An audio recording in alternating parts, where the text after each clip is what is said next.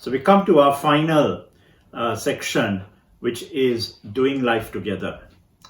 Now, this section really is an outworking of our relationships within the group. Now, if your group comprises of members who are local, then my encouragement to you is that you would meet together, maybe at the local Starbucks or at the McDonald's, or whatever coffee shop, and that you would have face-to-face times. But if you have people who are on a national level, so maybe they're hundreds of miles away, or maybe you have planted a micro church that comprises of people from different nations. So I guess meeting together face to face is going to be out of the question unless you have once a year or after so many years where you all come together and fellowship with one another. But the heart of the final section is really doing life together. Now, in the book of Acts, in chapter 2, verses 42, it says, "And they devoted themselves to the apostles' teaching and the fellowship, to the breaking of bread and the prayers." So, we see that in the New Testament church, they devoted themselves, they gave themselves, and they committed themselves to one another in the teachings, the fellowship, and the breaking of bread and prayers. And so, you can begin to do all of these aspects in some way or the other, either electronically or when you meet face to face. So if it is electronically, I would encourage you to even have communion together. What you can do is ask each member to have the bread and the wine ready, so that when you get together, you can share in the Lord's table by having communion together. What I'm giving you is really a simple framework, and it may sound very simplistic, but you can multiply into a network of online micro churches and build a community and even touch nations. So one of the key aspects I see in this whole process is that if there are nations that have closed for the gospel and you cannot meet freely, this is going to be an excellent option for you to plant churches.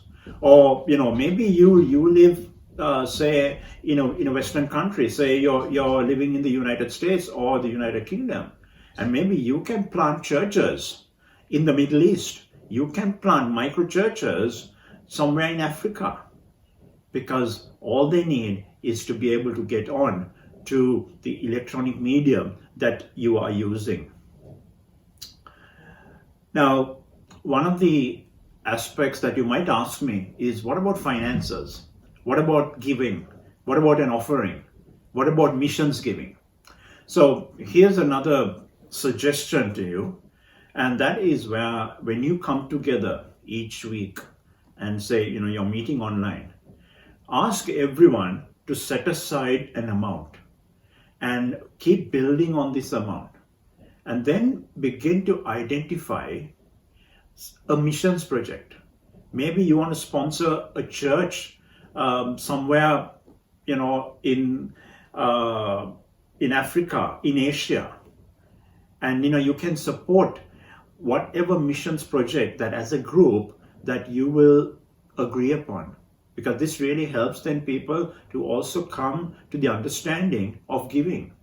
If you have planted this micro church out of a big church or out of an already established church, I would suggest that you would also then, even tithe back to your parent church, and then have the rest of the money to go towards missions. But again, as a group, begin to identify where you want to support with those finances. But the important aspect is the principle of giving. Going back to the book of Acts in verse 44, it says that all who believed were together and had all things in common. And, they shared stuff with one another. Even though you are in different nations, or you're within a nation 100 miles away, or if you're in that local area, celebrate birthdays. How about sending a gift? Maybe like an example of, say, a £5 Amazon voucher, and where you can share gifts with one another, send a birthday cake. And see, we can be creative in the way we do fellowship online. It only takes a creative mind to begin to come up with ideas. And I'm sure, within your group, you will have those who will kind of say, hey, why don't we do this? Or why don't we do this? See, what matters most is our hearts. It's about loving one another, caring for one another, and making sure that each other is looked after. Sometimes you may have one of the members and they are at a point of need. What an amazing thing it would be if the rest of the group, even though they are not there physically, they help each other by sending something by post, or getting something delivered. So don't limit in the way that you can support, help, and fellowship and love one another. In the book of Acts, we see how Peter and John go to the temple and they meet the lame man, and how they prayed for him and how he was made well.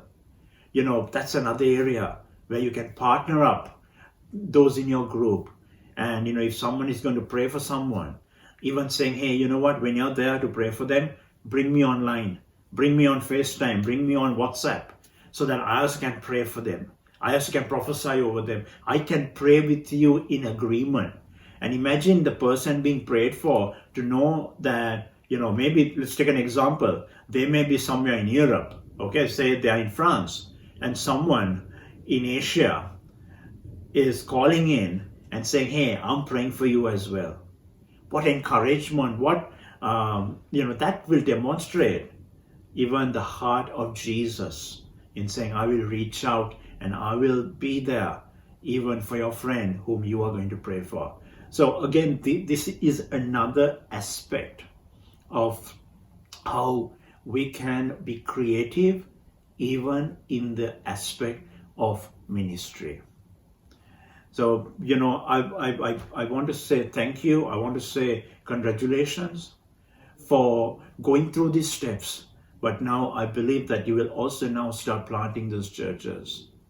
And, if you need to know more information, do get in touch with me, because I will gladly help you. I will gladly assist you, even advise you on things that you can be doing.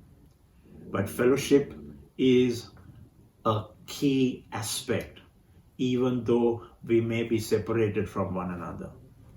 And it's great, if your group has been created from people who are in a local town or in a local area, because then you can meet regularly face to face and fellowship with one another. Bring your families together. And there's no end to what you could be doing. So God bless you, even as you are on this journey of planting micro churches. Plant those churches, whether it's locally, whether it's within your nation, but also be open to planting churches globally, because there's nothing that the Lord cannot do when we take that initial step and say, Lord, I'm willing. So God bless you, and I will see you soon, but do keep in touch. And as Jesus said, go therefore and make disciples of all nations, because He is with you all the time until the end of the age.